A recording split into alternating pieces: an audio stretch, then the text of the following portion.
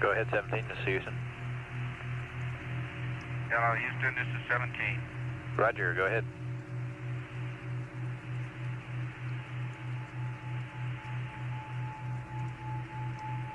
Houston, go ahead.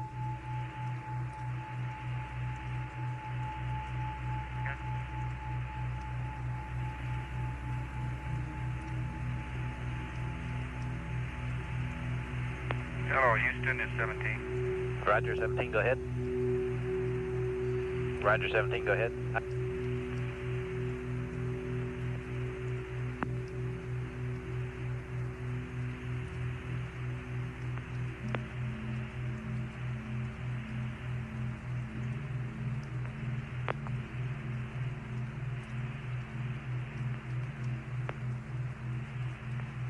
Hello, 17, Houston, you read?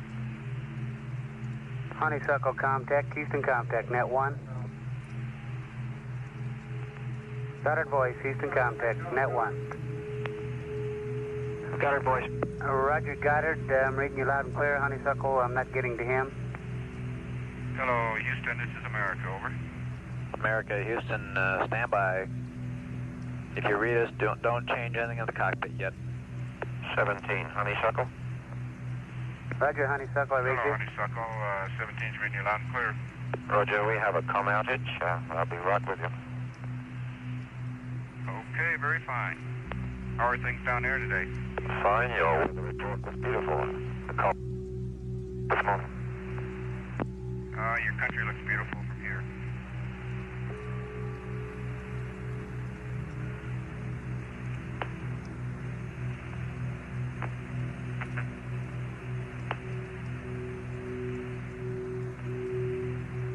Okay, 17, Houston, how do you read now? We got you, Bob.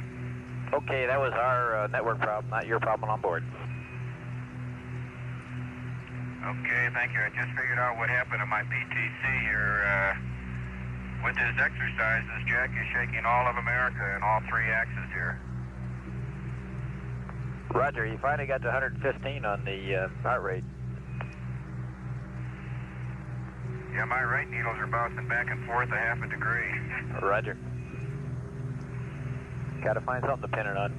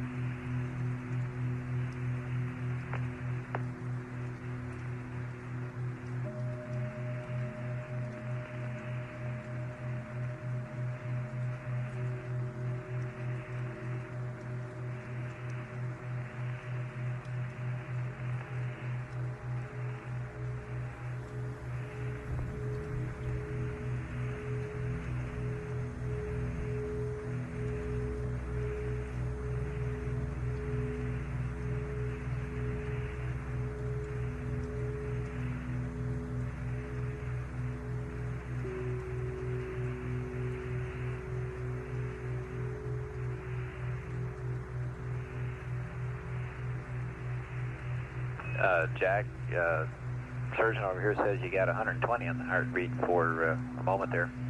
122 right now.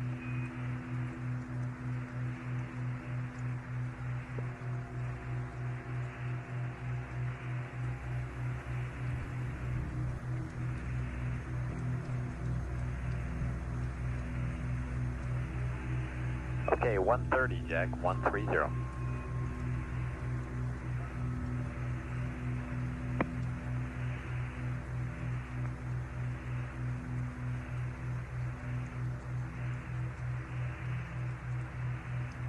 140, Jack, 140.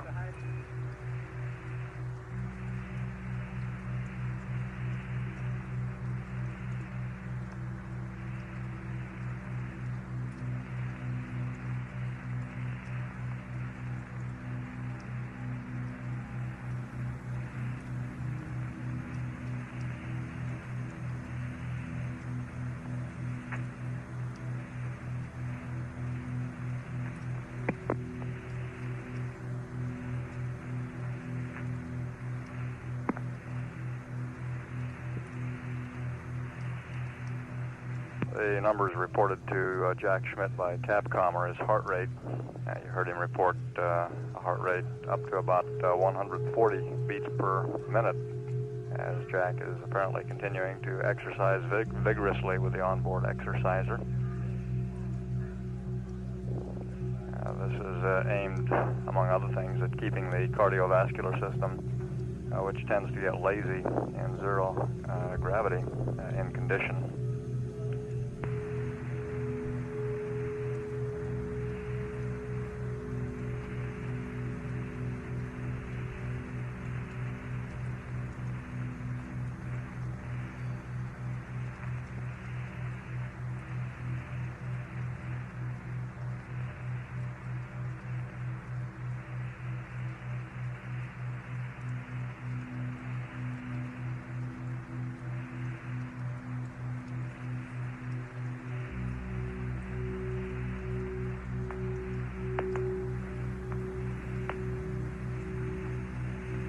Dean, we've got a serious one here. You might be interested. All that exercise banging around in there de-stratified tank 302, so it stirred it all up good. Yeah.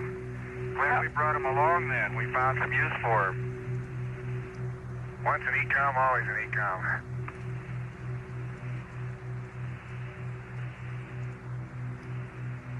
I have to create my own G in order to run in place.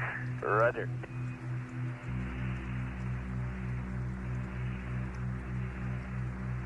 How high up did the heart rate get, Bob? We got you at 140, Jack. Were you running in place? Is that 140 was... Yeah, I'm underneath the right-hand couch, holding on to the main YY strut with my hands and running against the LEB.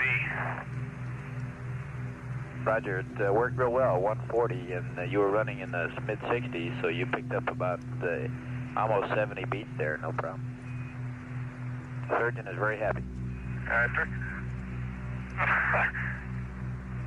Well, I'm happy too. You know, it took a while to find a technique. I got up to 90 with just isometrics, pushing against the couch, and the running is obviously what it takes. Oh, Roger. But I don't, Bob, I really don't feel, I guess I lost it.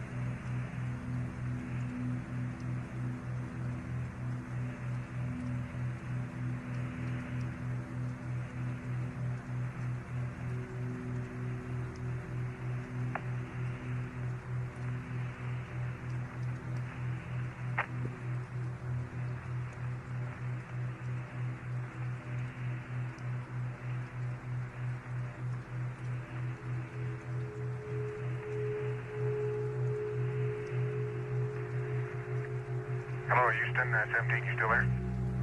Roger, we're with you. We had a little comm problem there as you know, coning on this as we're changing on the antenna, but we're with you.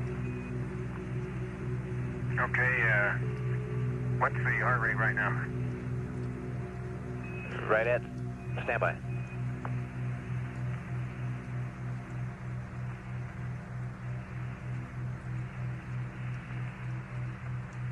We had a data dropout, Jack. That's why I'm holding on. And it just came on, and we'll tell you in a second here. About 60, Jack. Right about 60 even. Okay, that's where I was when I started, so that's, you certainly recover fast. I don't know whether that's faster than in 1G or not. Well, we're happy with it, or the surgeon's happy with it, so it's good. Well, I just, how does that compare, do you have any data how that compares with the recovery, say the 5-minute recovery time on the ergometer? We can look it up, Jack, if you're interested. We'd have to check your records. They don't have it right in front of us. Yeah, no big deal, I'm just curious. Roger.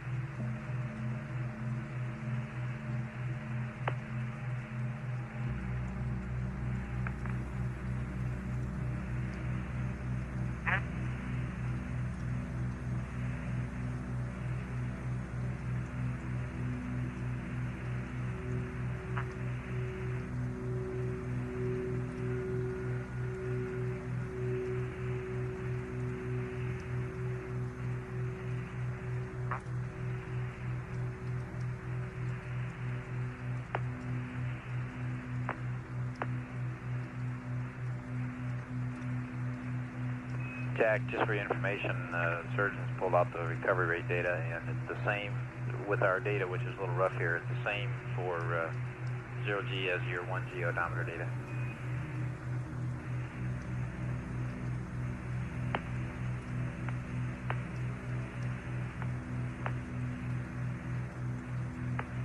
Okay, that's very interesting. Roger.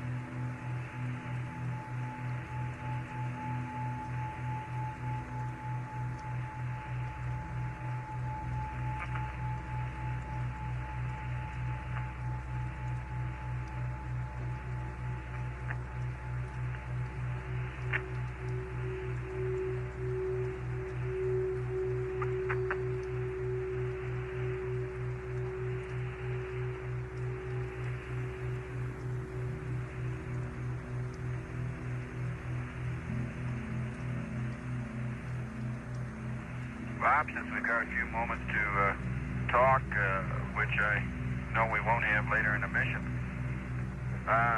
something I don't ever remember happening, but it's happening now on the windows.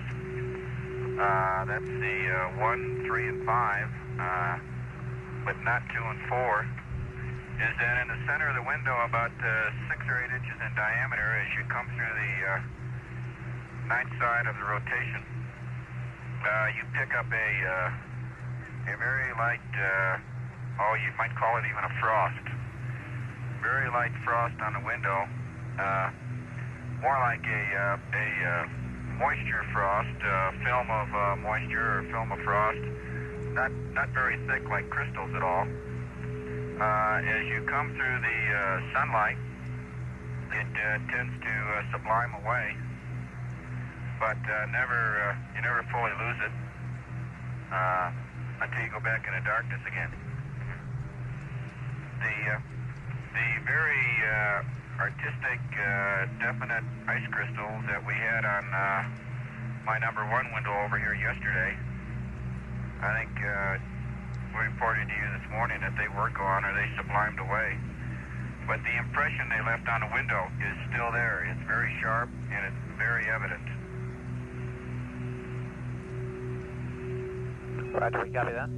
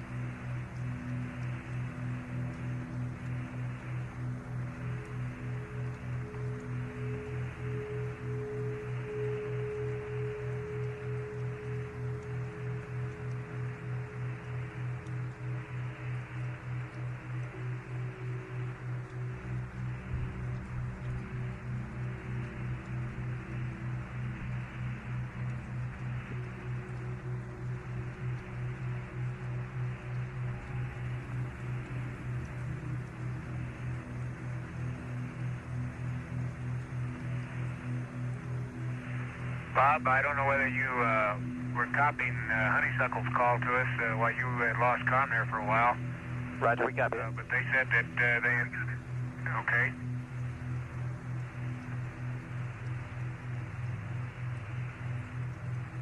Kind of concurred with your weather report there, Jack. Well, lucky guess. I might say that the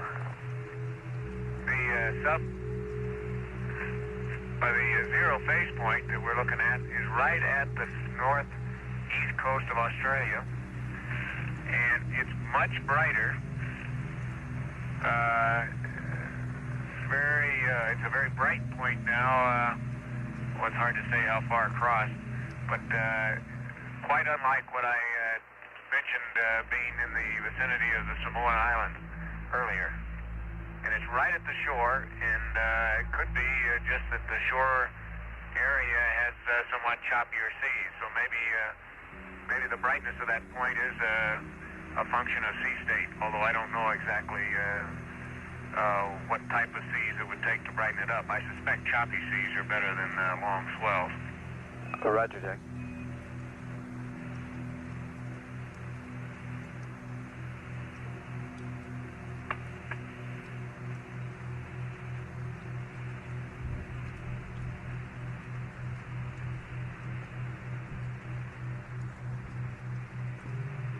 That front seems to have slowed down its progress. It's about in the same position, possibly slightly farther north than when I started talking about it this morning.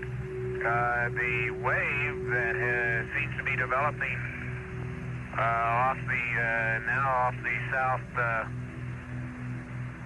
west coast of New Zealand is much more pronounced than it was. Definitely seems to now have a slight cyclonic pattern, clockwise pattern, and I wouldn't be surprised if next couple days that moves along the front over towards Sydney, and maybe a little farther north than that Brisbane's probably more likely. Roger, Jack. Yeah, except I got the movement wrong again. Although it does seem to have progressed west from New Zealand.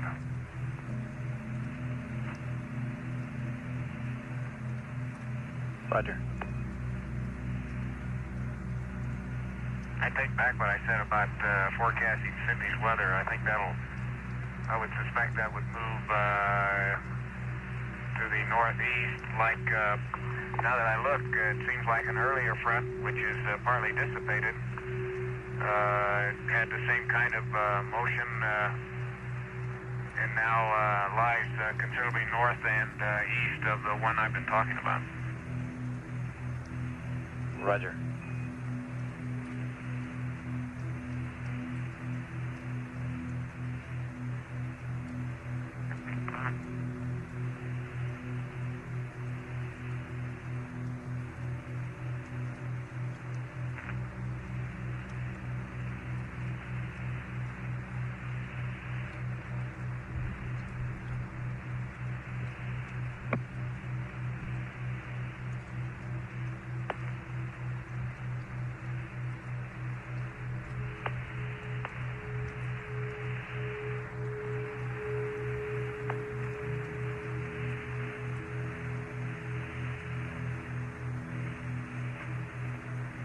Thinking back on some weather briefings we had last week, Bob. Are you there? That's affirmative. I'll talk to you later. I think we're losing you for a little bit here. Okay, Jack, we're reading you loud and clear right now. Oh, you're going out a little bit now.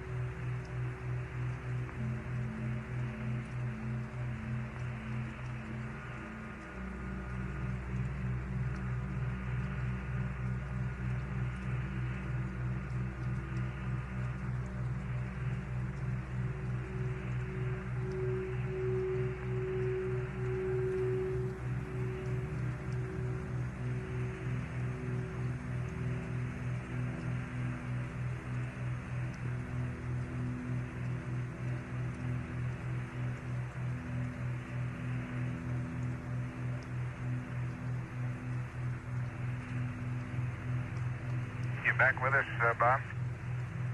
That's affirmative.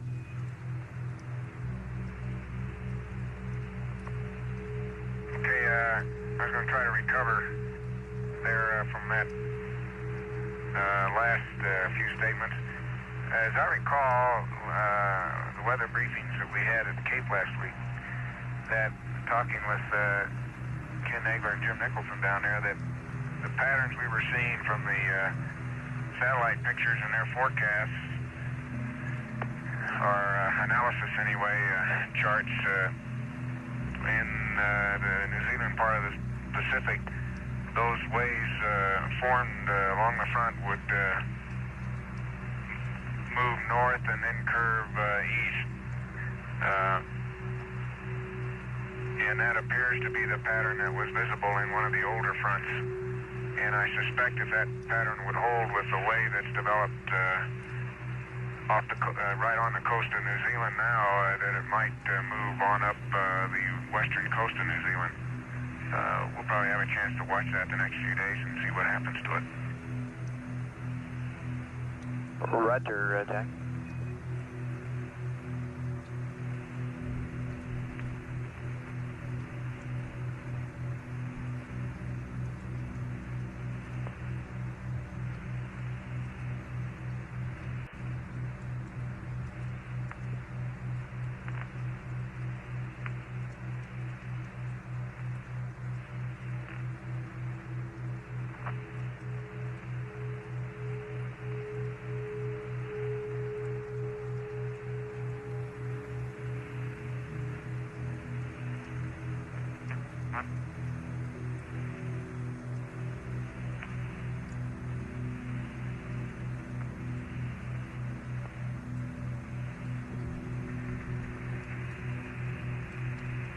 Houston, how are you reading now?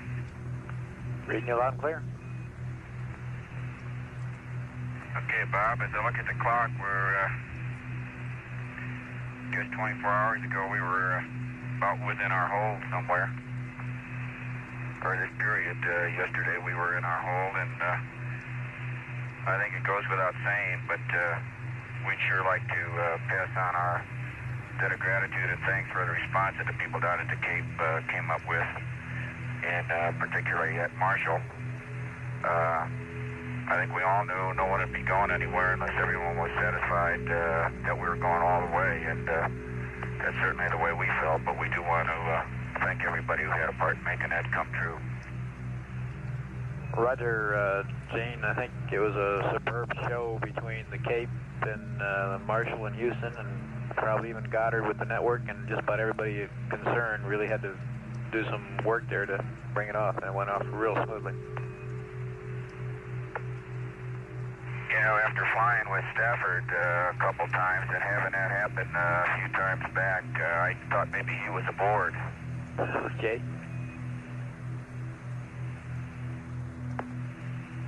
I think that was the first for getting the Saturn V to 30 seconds before ignition, and or rather actually 30 seconds before liftoff and holding there.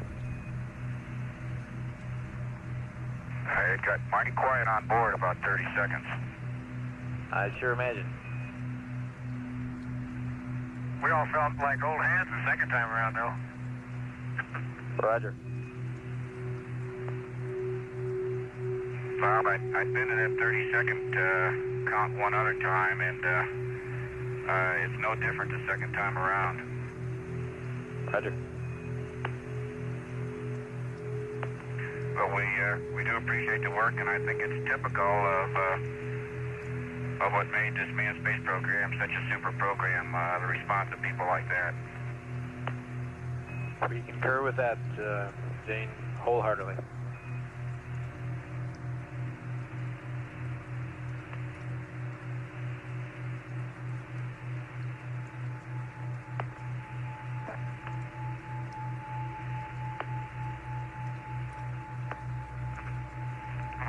And with that in mind, tell everyone to stick around because there's a lot yet to be done. You better believe it.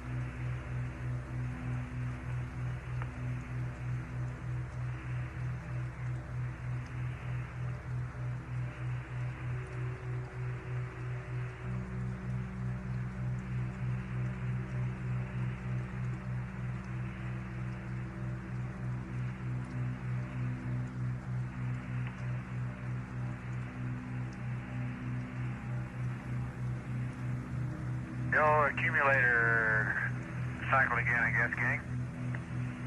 Roger, we're seeing it.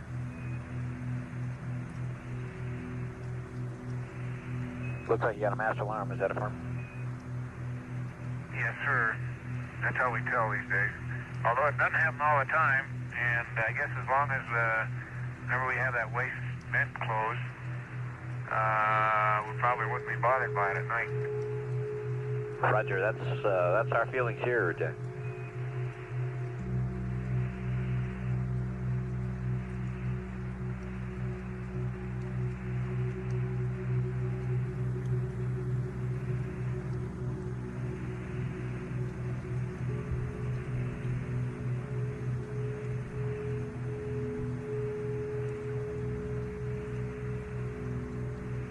Say, Gene and Ron, I talked to your fowls on the phone here a little while ago, and they gave me a very interesting observation you might appreciate. They were standing close to some water when launched, and they noticed that when the booster lit up, something scared all the fish because the water literally began to boil with fish jumping from the light, I guess, or from the shock wave, something. It was made a very distinct impression because that's the first thing both of them told me about. That's pretty neat. It's a neat way to go scare up the fish, I guess. Right.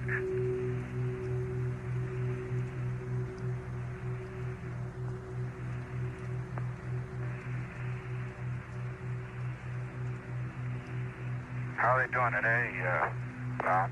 Really fine, really fine.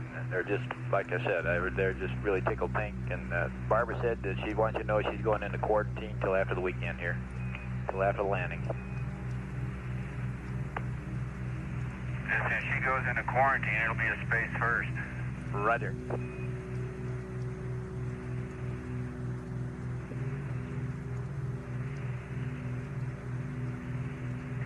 You got to be careful now. You know what to tell them. Go ahead, Bob. You got to be careful now. The hot boxes are open. The hotlines are open at the houses there, so everything you say is being listened to.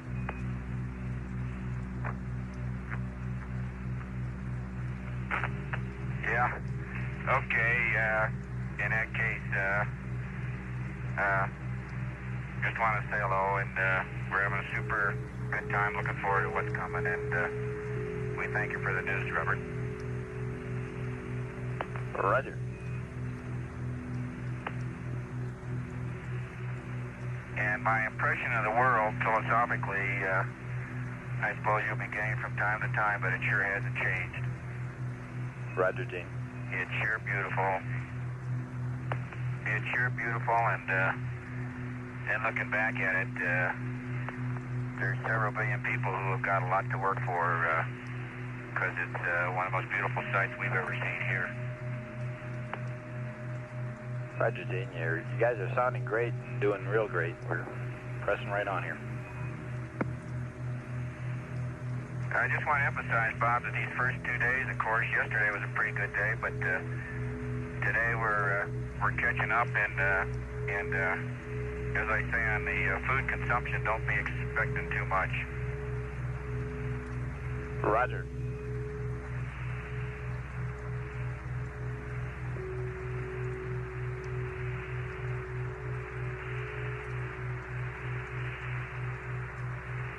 Acclimation and familiarity and stowage and preparation and enjoyment and relaxation are really the call of the day-to-day, which is probably the most ideal day in a flight plan, to put it, because it's probably the only one we'll have.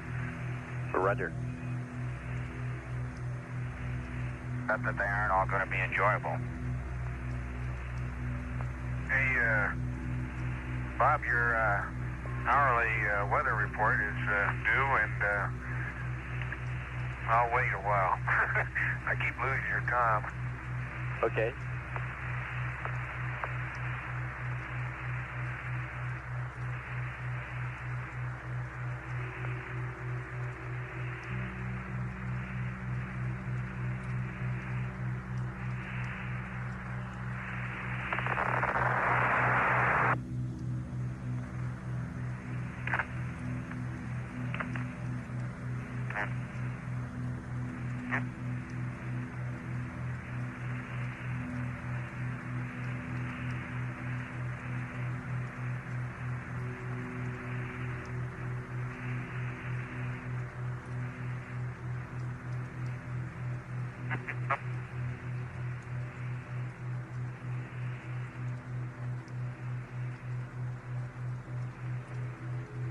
Bob, you there?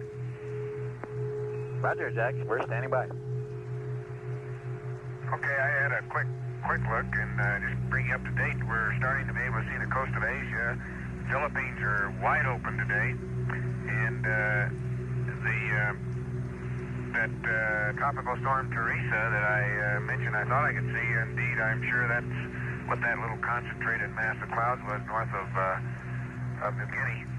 And I suspect, although I didn't get a good fix on it, that the folks at Guam may be in for some heavy weather.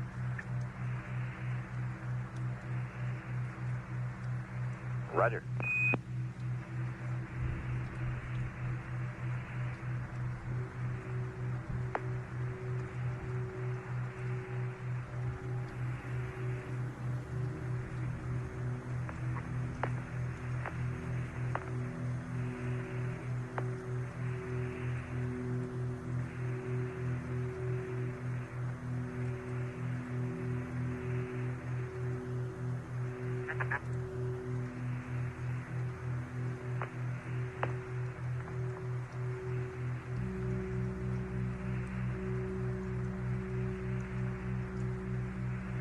Well, Bob, I got another pair of pictures, and that would be up to 134. Roger, that's on November, is that a firm? That's from. Real good show.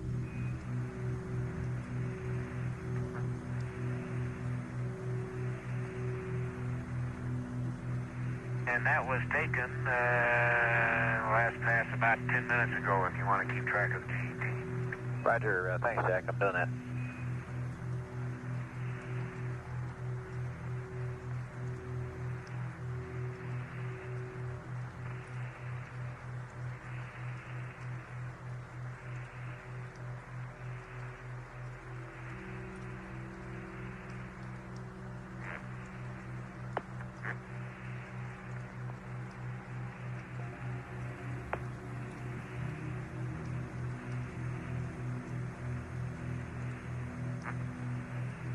Just for some information for Ron in particular, we've evaluated the data from the mapping camera and the pan camera cycling there, and it looks real good. Everything looks right normal. Hey, that's outstanding. Good deal.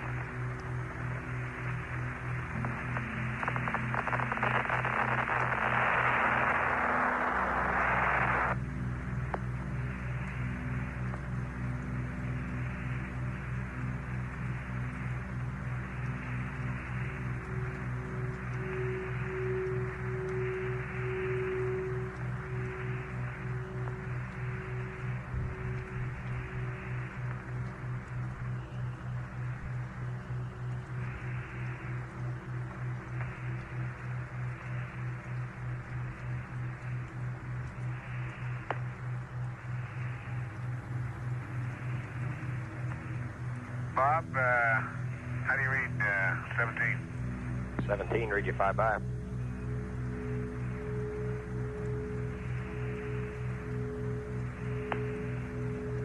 That's the strangest sounding Bob I ever heard.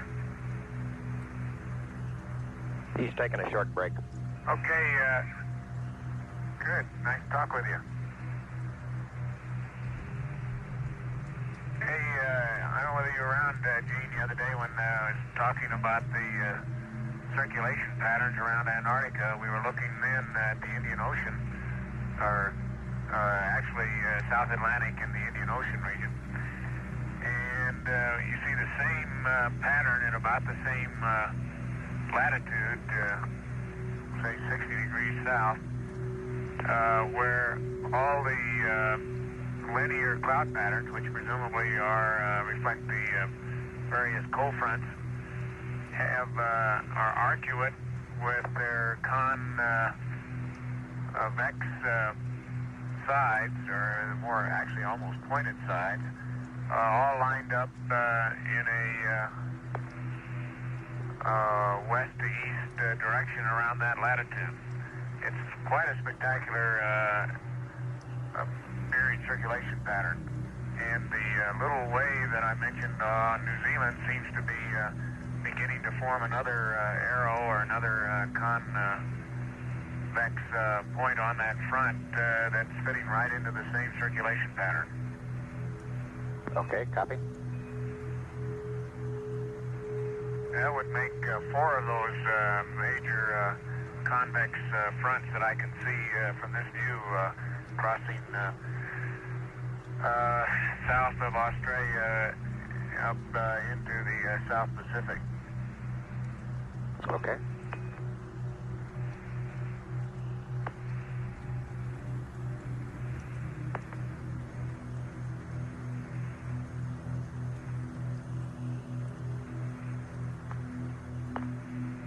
On that tropical storm that was Teresa, I don't know whether they're still calling it now.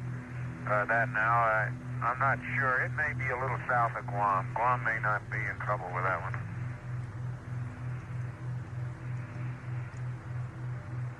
It looks like it's just a bit to the west of Manila there. About 5 or 6 degrees, or more than that about.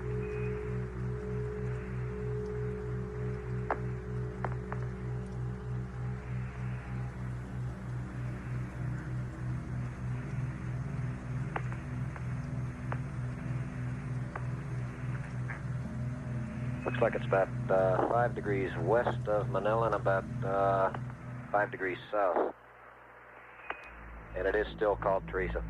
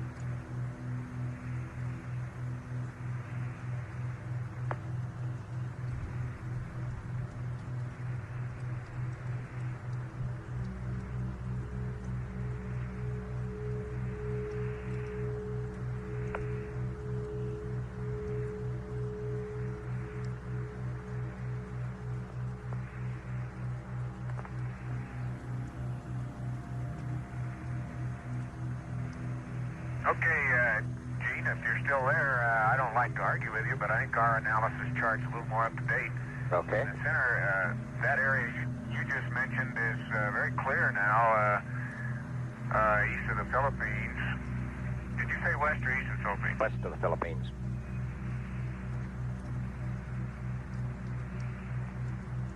Okay, that area that you mentioned, 5 degrees east, is very clear. And the center of the what appears to be the storm that I'm speaking of would be about 142 longitude and maybe 8 degrees north latitude, Okay. which would put it south of Guam. Okay, yeah, you're over in the area between Guam and the Carolines then. Say again, Gene? You're over in the area between Guam and the Carolines then. You're saying it'd be just about due west of the Caroline Islands. Okay. Yeah, you're probably looking at I don't know, maybe a 12-hour-old Prague or something? Yeah, that's the one I had for launch day. Okay, well, it's moved quite a bit now, and I guess it's the same storm. Still seems to be very well organized, but quite concentrated and small. Huh?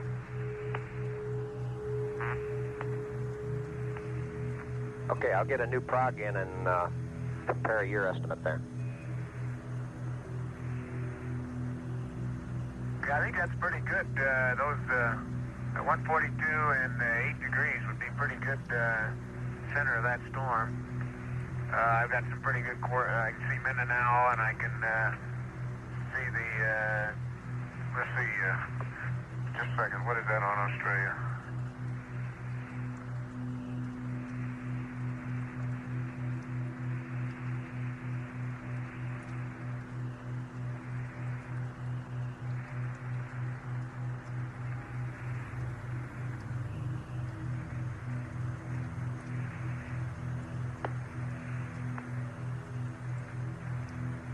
Yeah, of course, that's Port Moresby. I can see that point there, and between those two, I can pin that down probably within a couple degrees. Okay. We'll get a satellite photo and bring it in here in just a bit.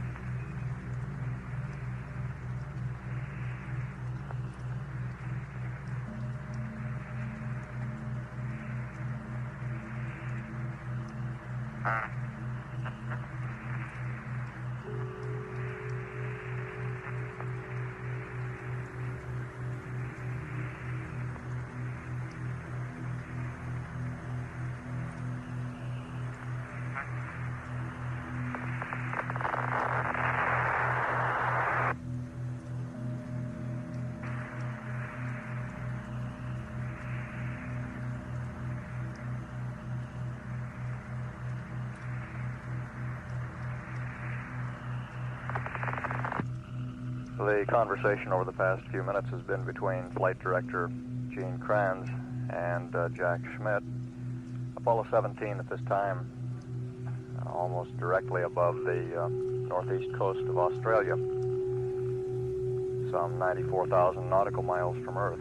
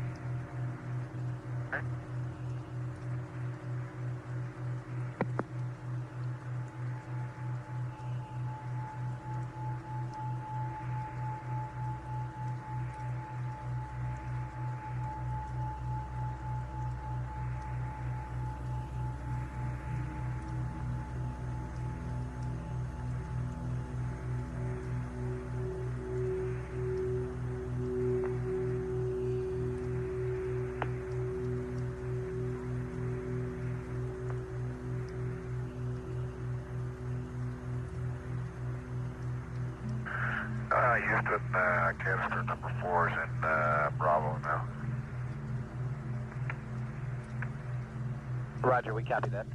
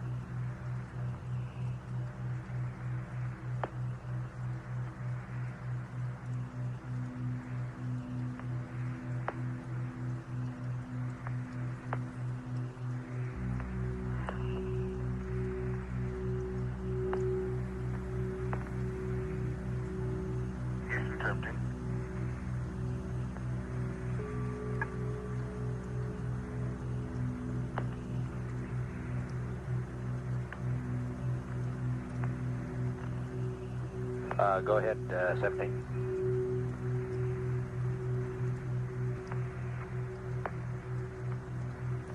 Okay, Bob. It's that storm just off the south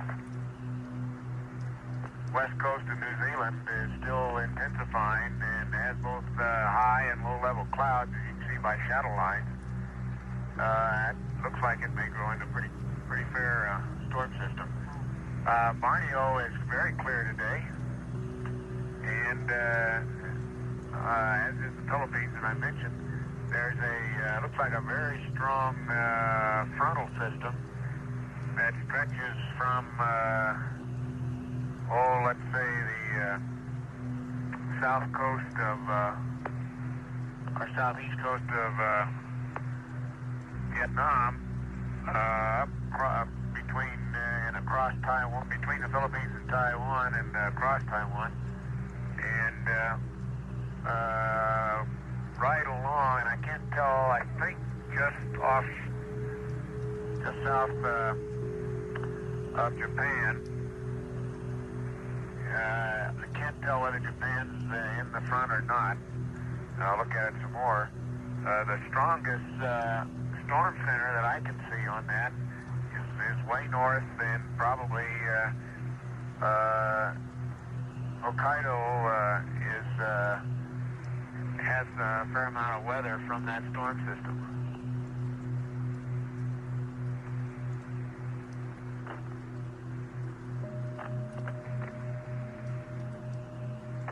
There seems to be a tropical depression just north of Borneo. A very strong circulation system north of Borneo, and I guess just south of Vietnam. Roger.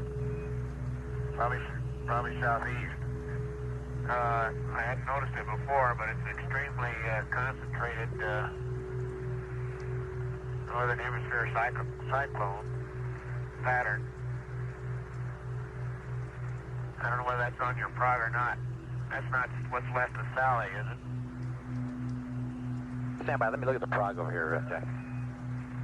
Okay, it doesn't show it on the old one. The new one's coming in here shortly, Jack.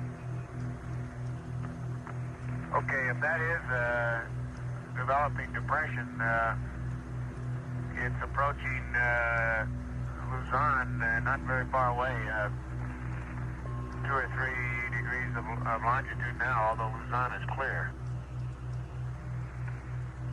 Roger.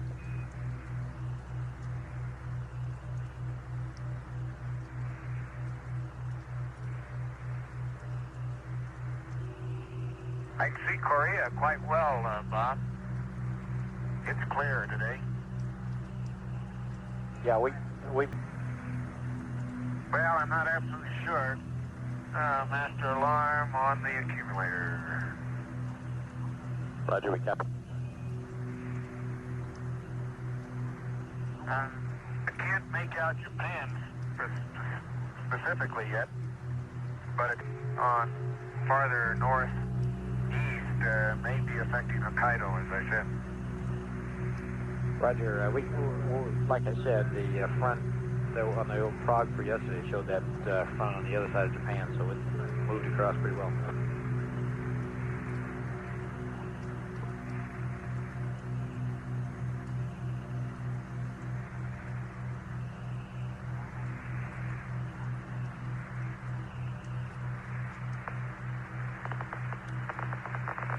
I recall they had a tropical storm called Sally that went into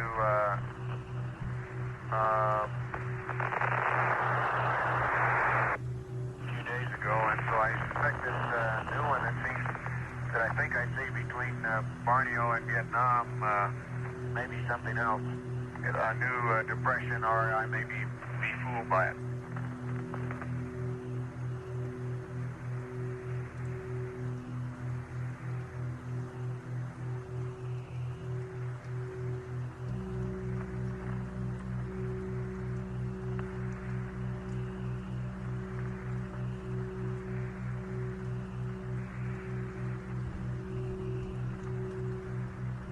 Mainland China, Bob, was the last pass here. I can't see the Earth now, but mainland China looked like it was clear as far as I could see. There might be another front quite a ways inland, but that gets right at the limb, and I can't tell. But Korea, Yellow Sea, and the regions of China.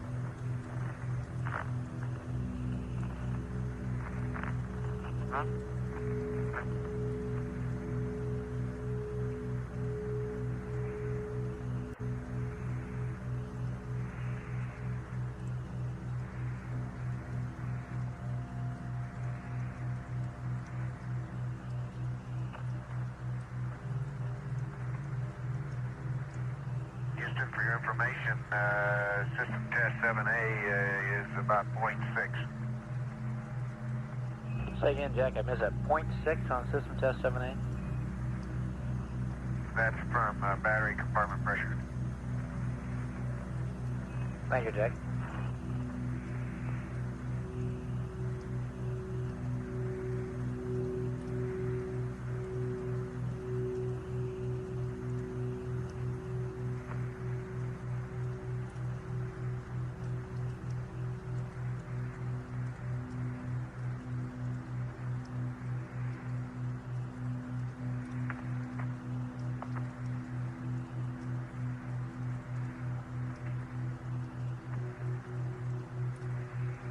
Okay, Bob, battery A is being charged now.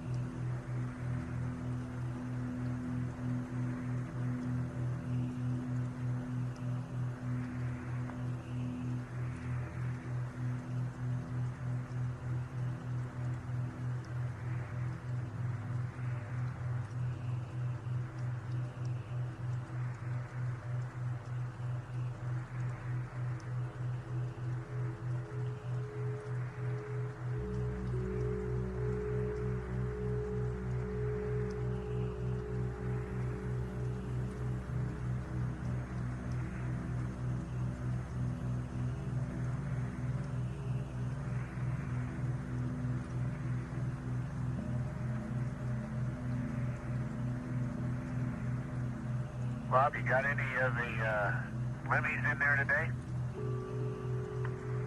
Any of the limmies? Roger, all sitting by. Just gave me a big thumbs up, Jack. Okay, give them a thumbs up on the rendezvous radar antenna. It looks real good.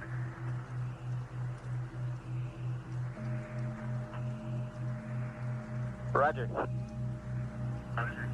I'm nose to nose with it practically here at about 2 feet, and it's extremely clean, and see absolutely no sign of anything abnormal with it.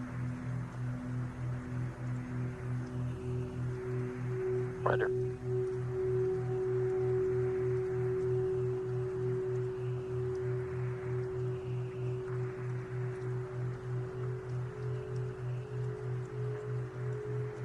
Matter of fact, compared to some of the flaking problems and things like that we've heard about in the past, I never saw a cleaner piece of hardware than that limb looks right now.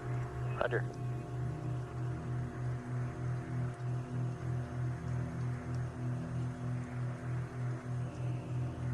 appropriately, finally, we're starting to use it during the Christmas season. It sure looks like a Christmas package with all the orange tape on it. Roger.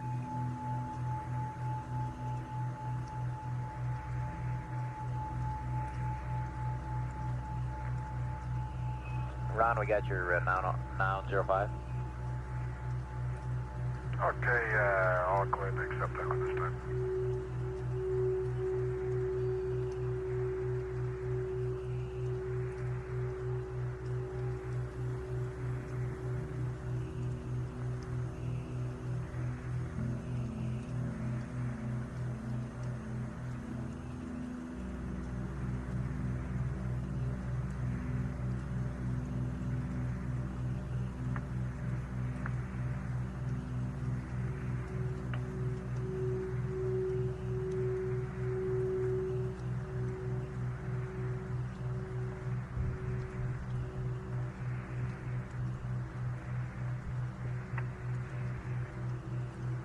We got the 93s, Ron, and you can torque.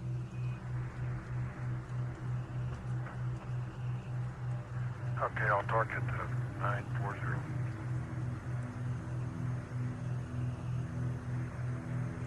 Okay, we got it.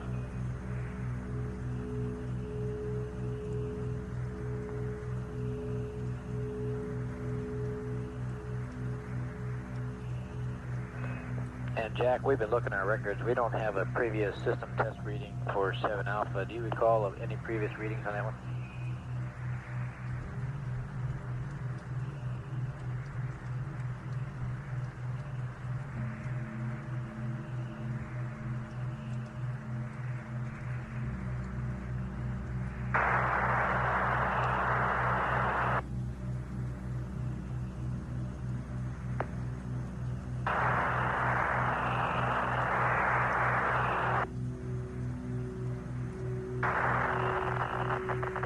That looks like another accumulator cycle.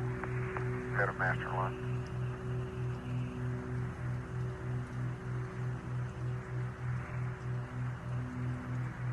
We dropped data just in, Jack, so we can't concur or confirm it. Yeah, it's exactly the right time. Right?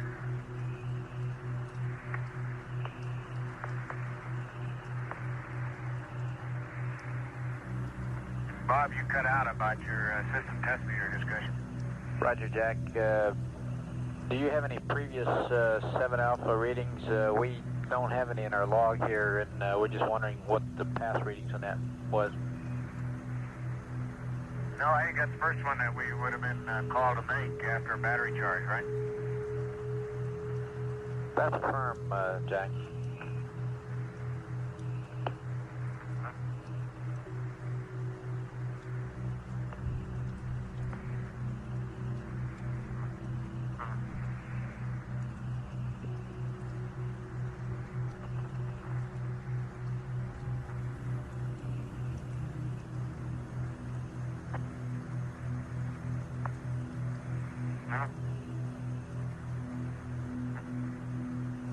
Go ahead, Jack.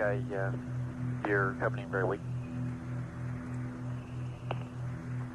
Well, I didn't intend to be transmitting. We were just discussing the battery vent and things. We may have missed something in the dump checklist. We'll check it out. No, sir. We don't think so. We just thought maybe you might have read it earlier. Oh, yeah. You want the battery vent? It should be closed now, right? Stand by, Jack.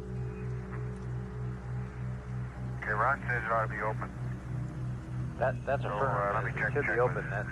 There's no question about that. It should be open. Okay, it's open.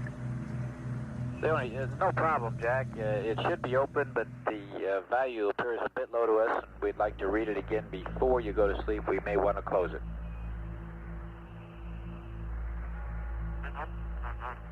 And a nominal reading would be 1.7 on that. Okay, we closed it when we were doing all our dumping some time back and neglected to open it again. So it was closed, and I gave you a reading, and it has been closed during some 2 hours anyway. You can figure out how long. Okay, we copy that.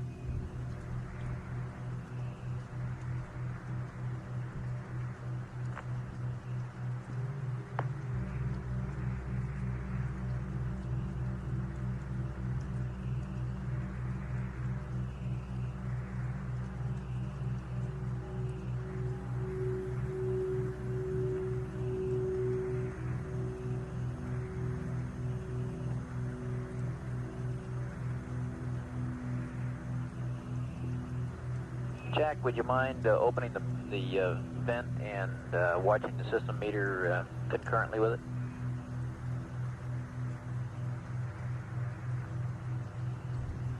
Stand by.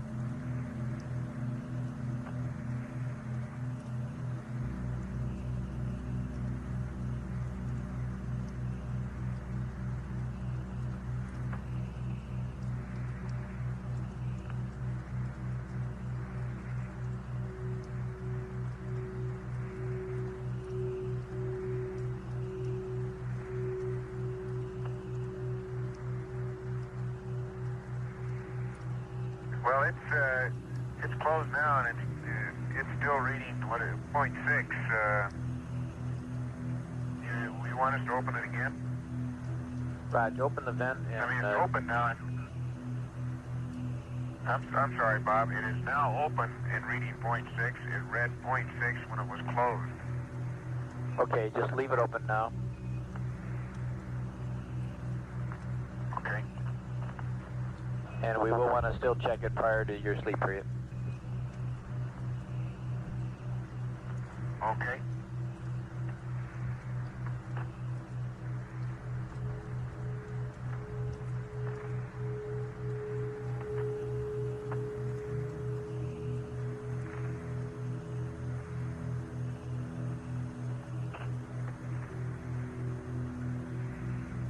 Okay, Bob, a little update on the coast of Asia. It looks like some residual cloudiness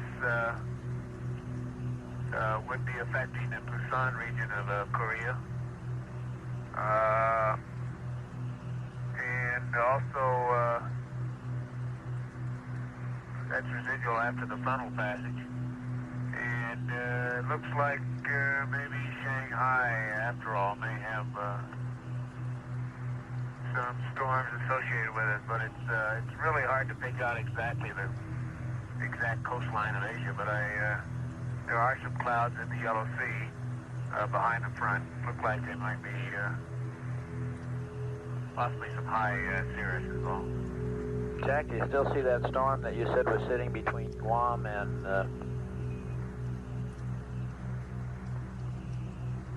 Borneo in that area? Okay, I see there is this cloud concentration between New Guinea and Guam. The more I look at it, the less well-developed it appears to me compared to some of the other circulation patterns. It could be just the residual depression from Teresa that's moved out into that area. It is an isolated, relatively isolated cloud pattern, fairly small, but apparently fairly dense. But it does not have a strong cyclonic pattern to it. Nothing at all like the pattern that now exists above Borneo and seems to be moving towards Luzon. Roger, we copy.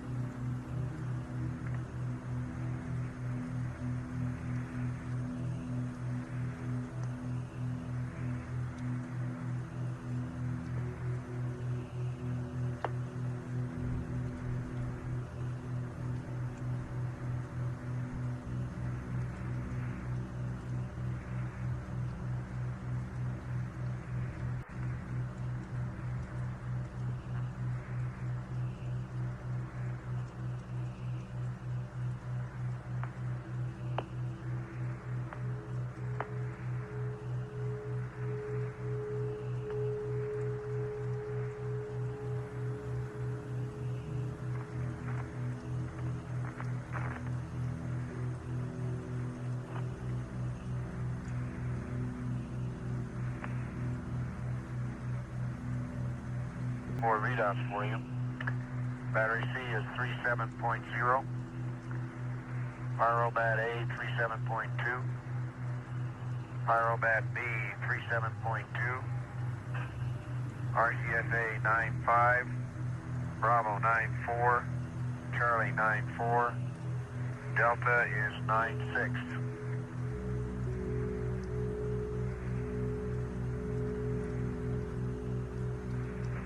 Roger, we copy that.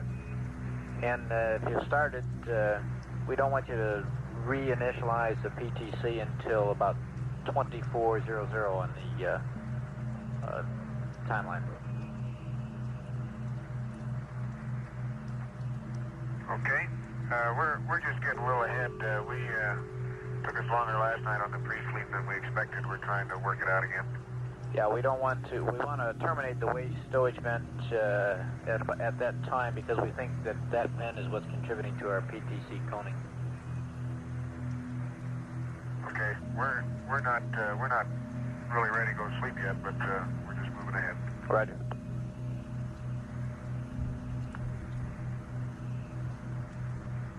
And if it's okay, I'll cycle the H2 fans. Roger, we're standing by.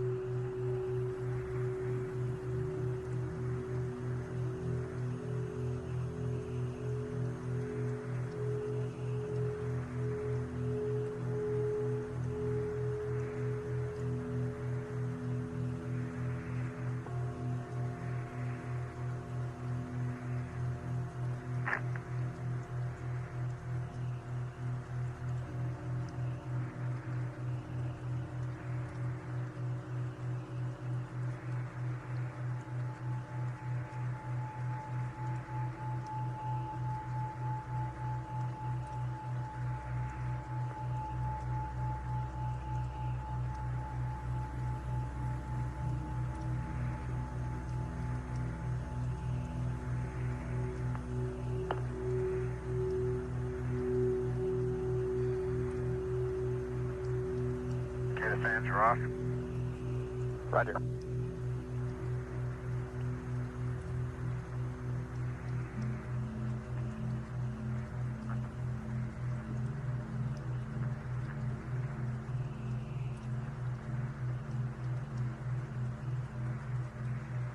This is Apollo Control at 23 hours 25 minutes. The crew has completed realigning the inertial measurement platform, a platform used as a stable reference, the spacecraft. They've also been charging the 2 entry batteries that are used during peak electrical loads of liftoff, and then are recharged during the translunar coast when the fuel cells are producing a surplus of electrical energy. They've recharged one of those 2 batteries and are in the process of recharging the second one at this time.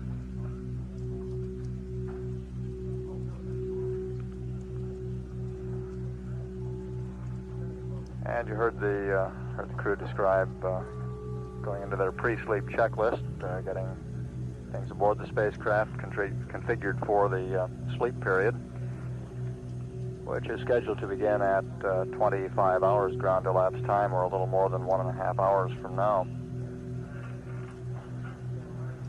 Apollo 17 at this time is 96,244 nautical miles from Earth, traveling at 5,264 feet per second. And all spacecraft systems continue to function almost perfectly as planned. A little while ago, the lunar module control officer, confirmed from telemetry what Gene Cernan was reporting, the integrity or tightness of the LEM cabins. And we see that from the amount of pressure decay. It appears to be a very tight vehicle.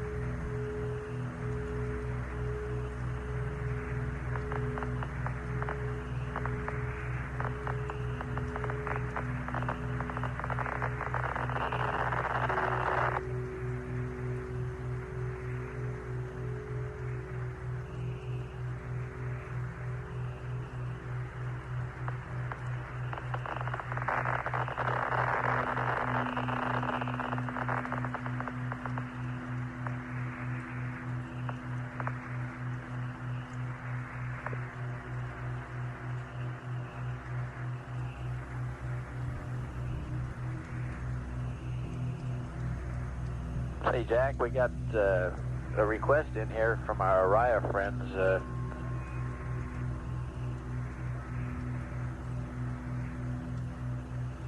Go ahead. They were just wondering if you're looking out that way, if you could give them some sort of an update of what the weather in the Wake Island, Kwajalein, the south of the Wake area looks like. Okay, let me work on that one. Okay.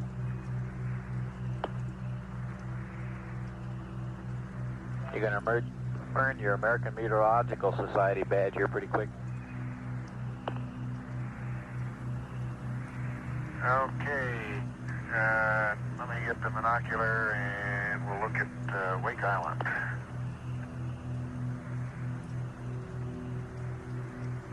I miss having all those nice latitude and longitude lines on the globe. Yes, sir.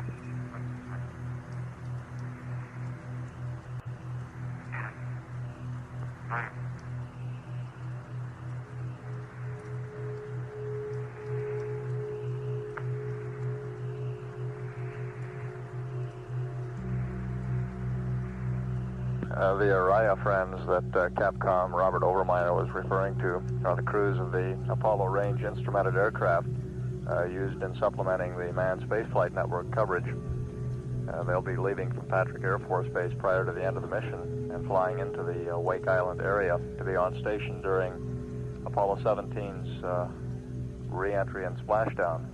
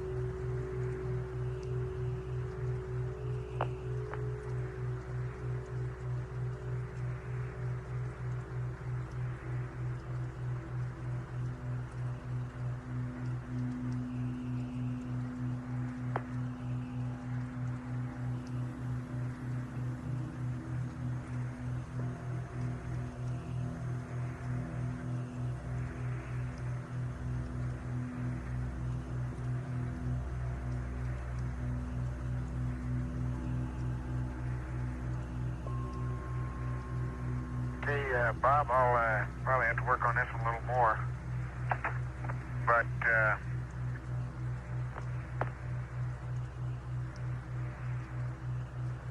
it looks like around Wake, or in the vicinity of the Kwajaleins and north to Wake, about all you have is a lot of cloudiness, although, and in a generally, or a wide part of that Pacific, and I'm talking about 15 or 20 degrees of longitude and latitude, there's a roughly a clockwise circulation pattern, but the clouds do not look very dense or concentrated in any one area. And it leading off to the south east from that general cloud mass, their cyclonic or anticyclonic cloud mass is one of the old fronts, or at least one of the old linear cloud patterns that extends down into the South Pacific.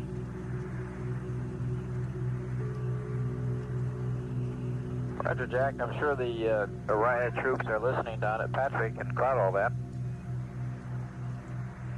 Well, my guess is, Bob, and it's purely a guess, is that they're probably, if they were out there right now, would be experiencing intermediate layer clouds with scattered showers and not too strongly developed circulation system, so I can't predict the winds, but I wouldn't expect them to be anything what might be down associated with the remnants of the tropical depression Teresa. Now that Teresa, what's left of it, if I'm correct in picking it out there, probably is moving in that direction, although it looks weak enough that right now I don't think it'll be any big problem, and it may in fact go south of there. Roger, the frog I got in my hand for 3-hour-old weather has Teresa located just about in the Manila area. Did you concur with that, or do you think it passed the Philippines? Well, I don't. Manila's clear. The only thing approaching near Manila is this other storm center that now is north of Borneo, and to the east of Manila, it's clear all the way over to this little cloud mass that I was guessing might be Teresa. Roger. Well, I say this was 3 hours old, so... About, I gave Gene Krantz some coordinates on it. You can look it up. Those were pretty good coordinates for that cloud mass. Now, whether that's really Teresa or not, I don't know.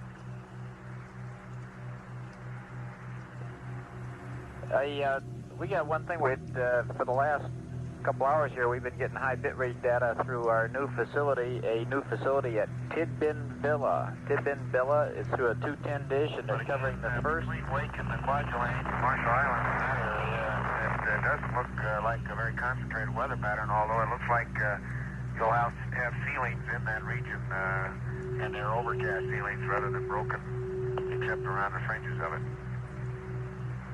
Roger. We'll keep an eye on it, of course.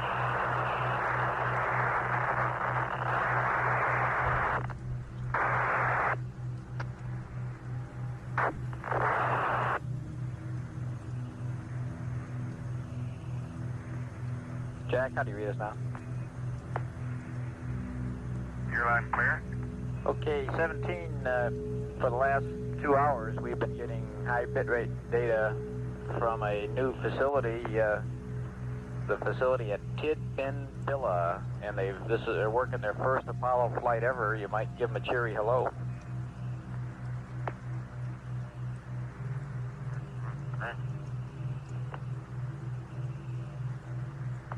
Tidbin Villa, is that correct? That's affirmative. Very close to the honeysuckle site. That? Very close to honeysuckle. Well, how you doing, Mike?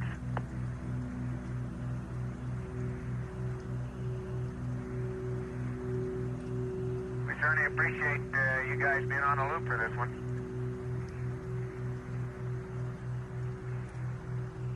All right. Bye.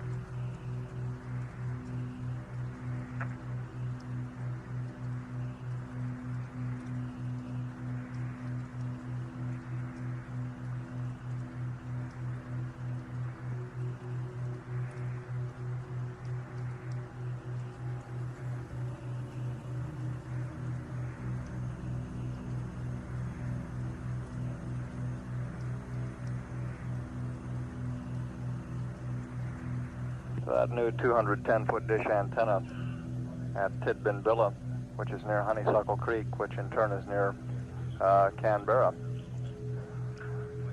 Now online and accounting for our excellent signal strength from the spacecraft.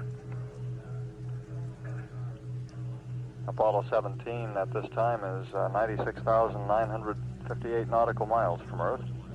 The speed is 5,233 feet per second.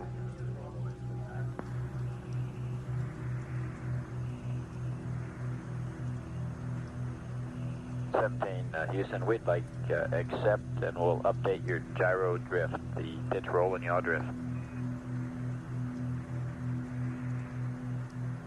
Okay, you got accept and poo. Roger.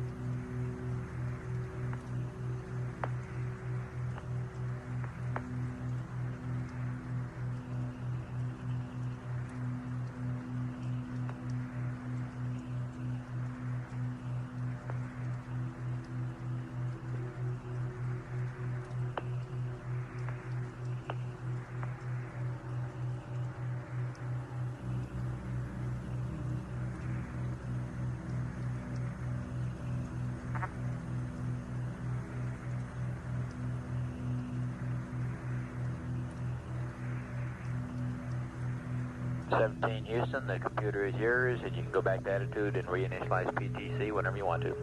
Go ahead, Bob. The computer's yours, Gene. Go ahead, You Marie. can go to attitude and reinitialize PTC whenever you want to.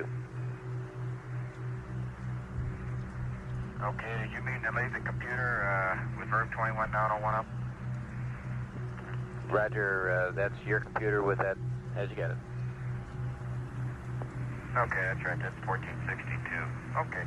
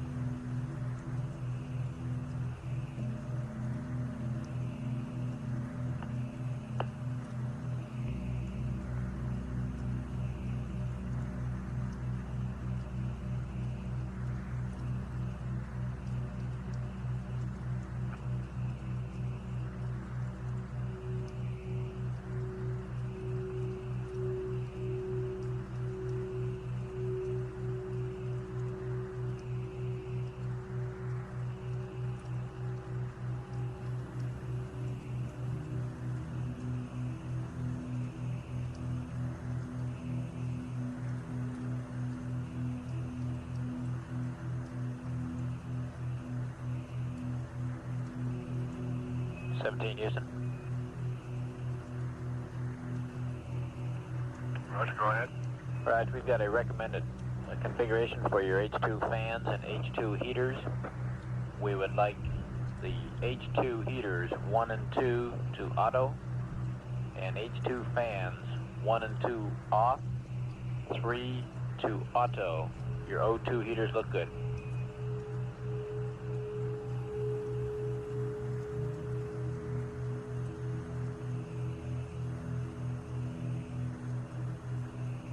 Okay, let me verify I've got these right. H2 heaters, 1, 2 auto.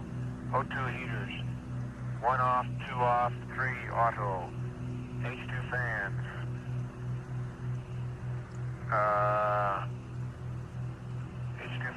one. Off, off, and auto, is that correct?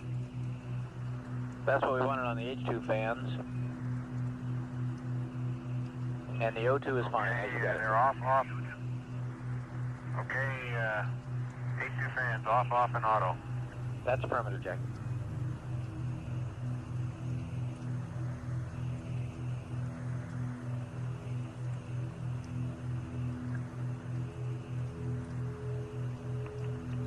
Okay, Bob, I just cleaned the seat circuit return valve screen here.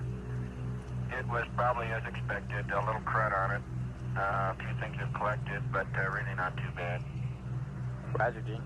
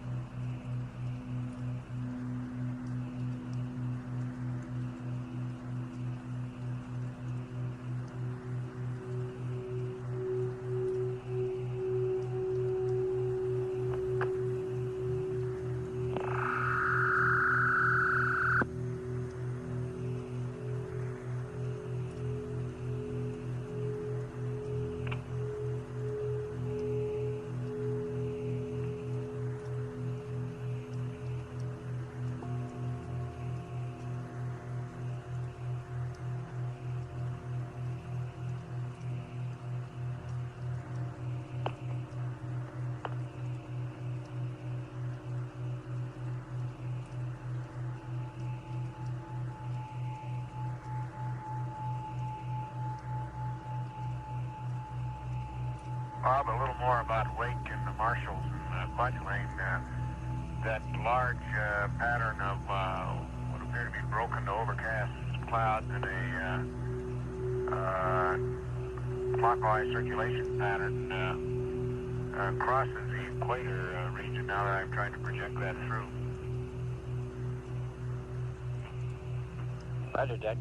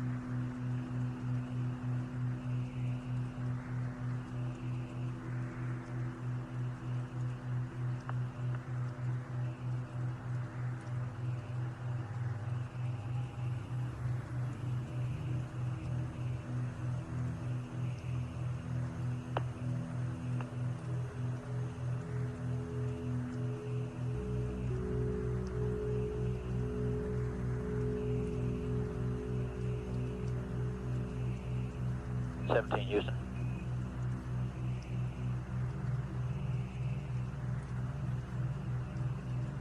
Go ahead. Roger, Ron. When you stop the present roll on the PTC to reinitialize, pick a roll angle of 315 or 130 for stopping so that we have good comm during the damping period. Okay, 315 or 120, okay. 130, Ron. Okay. 315 or 130. Roger, that'll give us good comm to watch the data on the damping. Okay.